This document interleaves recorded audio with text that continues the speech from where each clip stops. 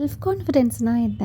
So என்னோட அனுபவத்தில் நான் சின்னதாக உங்ககிட்ட ஷேர் பண்ணிக்கிறேன். ட்ராமட்டிக்கான லைஃப் பீரியட் என்னோடய லைஃப்பில் வந்து என்னோடய டெலிவரி டைம் அண்டு என் பேபி என்ஐசியூவில் இருந்தது தான் நடந்துருச்சு. குழந்தைங்க வந்துட்டாங்க. அவங்களுக்கு நம்ம மெடிடேஷன் கொடுத்து ரெக்கவர் பண்ணிக்க ட்ரை பண்ணுறோம். டாக்டர்ஸும் இத்தனை பர்சன்டேஜ் தான் சர்வைவல் ரேட் இருக்கும், நம்ம ட்ரை பண்ணுறோம் அப்படின்னு தான் சொல்கிறாங்க தவிர நாங்கள் முழுமையாக காப்பாற்றி கொடுப்போம்னு சொல்லலை. ஏன் எனக்கு நடக்குது, இது ஏன் நடந்துச்சு, ஏன் எனக்கு நடக்கணும்னு உட்காந்து அழுகிறனால ஒன்றும் ஆக போகிறதில்ல.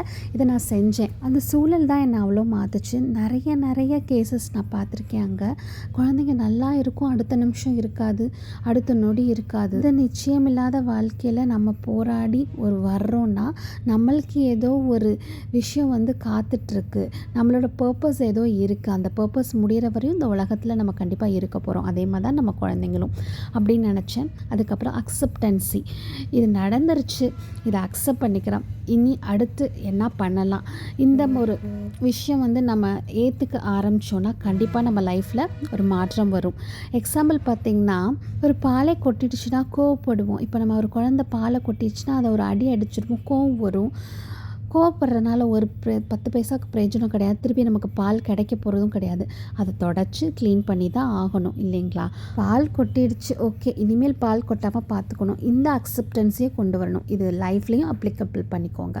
ஒரு விஷயம் நமக்கு நடந்துருச்சு, இனி அதை நடக்காமல் பார்த்துக்கணும். நடந்து முடிஞ்சதை மாற்றவே முடியாது, கடவுளே வந்தாலும் அதை மாற்றவே முடியாது. அது வந்து ஒரு லைஃப் லெசன்ஸ். ஒவ்வொரு விஷயமே நம்மளுக்கு ஒரு பாடம் தான் இல்லைங்களா? ஸோ இந்த மாதிரி சின்ன சின்ன விஷயங்கள் தான் எனக்கு வந்து ஒரு செல்ஃப் கான்ஃபிடென்ஸை கொடுத்துச்சு. ரஜினி ஒரு படத்தில் சொல்லுவார் பார்த்தீங்களா, காளி ரொம்ப கெட்ட பையன் சார், ஒரு காலும் ஒரு கையும் இல்லாட்டி கூட அந்த காளி பொழைச்சிப்பான். அது மாதிரி ஒரு தெளிவு பிறக்குங்க. விஷயங்களை அக்செப்ட் பண்ண பார்த்தீங்கன்னா கண்டிப்பாக அந்த தெளிவு பிறக்கும். ட்ரை பண்ணி பாருங்கள். இந்த ப்ரௌனி க்ளீன் இன்க்ரீடியன்ட்ஸ் வச்சு செஞ்ச ஓஜி ப்ரௌனி. இதை பற்றி தெரிஞ்சுக்கணும்னு நினச்சிங்கன்னா கீழே தெரிகிற நம்பருக்கு வாட்ஸ்அப் பண்ணுங்கள். ஃபார் மோர் டீட்டெயில்ஸ் நம்ம ஆல் ஓவர் இன் தமிழ்நாடு கொரியர் சர்வீஸ் பண்ணிகிட்ருக்கோம். தேங்க்ஸ் ஃபார் வாட்சிங்.